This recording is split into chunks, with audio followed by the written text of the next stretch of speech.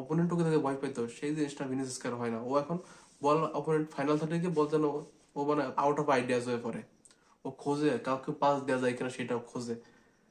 ওর নিজের শট নেওয়ার যে ক্ষমতাটা সেটা আসলে দিন দিন লোপ পাচ্ছে। ওর যে ডিসিশন মেকিংটা সেটাও লোপ পাচ্ছে। ও কি করবে হচ্ছে এটা নিজে ভেবে পাই না মাঝে মধ্যে।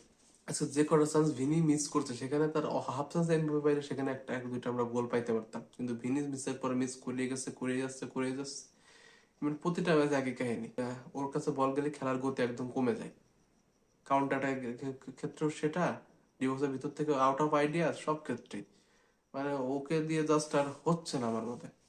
Is just something of. এখন এই জিনিসটা ওর কি জন্য হচ্ছে আমি সেটাই বুঝতে পারতেছি না। ওর মধ্যে একটা ক্যালিবারের প্লেয়ার যদি এরকম হুট করে থেমে যায় কিংবা এরকম ভাবে স্থির ভাবে খেলে, সেটা আসলে চোখে লাগে। সেরকম একটা বিষয় হয়ে গেছে। তবে লা লিগাতে টানা 3 ম্যাচ ড্র করার পরে এই জয়টা আমাদের খুবই দরকার ছিল, আর এরকম একটা কমান্ডিং জয় খুবই দরকার ছিল। আজকের ম্যাচে টোটাল আমরা 10টা শট নিয়েছি, সেখানে 8টায় অন টার্গেট, আর সেখানে আমরা 3টা গোল আদায় করেছি। তার ভিতর মিস ছিল, পোস্টে হিট ছিল, অসাধারণ আমরা খেলেছি। টোটাল একটা কমান্ড ছিল আমাদের। বল পজিশন বলেন, shot on target of target বলেন, ইন্টারসেপশন বলেন, সব ক্ষেত্রে আজকে আমাদের একদম ডমিনেট করে খেলতেছে। সেখানে সেখানে বিলবাওয়ের মতো একটা টাফ অপোনেন্টের বিপক্ষে এভাবে ডমিনেট করে খেলা আসলে একটা স্বস্তির দিক। কারণ জাবেল আনসারকে নিয়ে এর মধ্যে কিন্তু অনেক কথা উঠছিল বাইরে থেকে যে না, জাবেল আনসার থাকবে না এই ম্যাচে, হারে বা ড্র করে জাবেল আনসার চাকরির ক্ষেত্রে অনেক শঙ্কা আসতে পারে বা স্যাক হইতে পারে। কিন্তু জাবেল আনসার সব শঙ্কা উড়াই দিয়েছে, দেখাই দিয়েছে তার দল কি করতে পারে। আর যেমনটা প্রিভিয়াস ভিডিওতে বলেছিলাম, আজকের ম্যাচটা এমন একটা ম্যাচ যেখানে রিয়াল মাদ্রিদকে দেখাতে হবে যে তারা কি করতে পারে, আর তারা রিয়াল মাদ্রিদ কি জিনিস সেটা আজকে দেখাতে হবে। সেটা আজকে রিয়াল মাদ্রিদ ভালো মতো দেখালো। আর যদি আমাদের ইমেন্স প্রেশার ছিল আজকের ম্যাচে শুরু করার আগে, কারণ বার্সেলোনা যেহেতু গত ম্যাচে 4 পয়েন্টের লিডে আছে বর্তমানে আমাদের থেকে, তো সেখানে এই ম্যাচটা জয়ের আমাদের বিকল্প ছিলই না।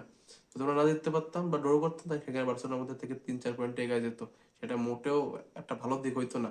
তো সব একদম প্রেশার বলেন, বার্সেলোনার প্রেশার বলেন, নিজেদের খারাপ খেলার প্রেশার বলেন, সব কিছু কাছে মাদ্রিদ জয় করেছে। জাবি আলোনসো জয় করেছে আজকে। আর বহুত দিন পর জাবি আলোনসো যে ইউজুয়াল ফরমেশনটা থাকে 3-4-3 অথবা 4-3-3, সেটাকে সে ব্রেক করে আজকে 4-4-2 ডায়মন্ড ফরমেশন, ডায়মন্ড মিডফিল্ড ফরমেশনে খেলাইছে। এটা আসলে একদম খুবই একটা ভালো দিক। কারণ এই টিমে যদি আপনি ভার্সিলিটি বা ডাইনামিক একটা ফরমেশন খেলাতে চান, সেটাকে অবশ্যই 4-4-2 ডায়মন্ড আপনাকে খেলাতেই হবে। আর সেক্ষেত্রে আজকে রাভেল সে কাজটা ভালো মতোই করেছে। আজকে একটা মুহূর্তের জন্য মনে হয়েছে আর্দাগুলার পিছিয়ে নাই, আর্দাগুলার ক্রিয়েটর আমরা মোটেও একদম মিস করি নাই। আর সেটা একদম ভালো মতোই আমাদের প্লেয়াররা সেটা নিজেদের ভিতর কোপ আপ করে নিয়েছে। আর আজকে যে পাসিং গুলো ছিল যে অসাধারণ, নিজেদের ভিতর যে বোঝাপড়া, আজকে যে কম্বিনেশন যে গ্যাপটা থাকে অন্যান্য দিন, সেটা যে এত ভালোভাবে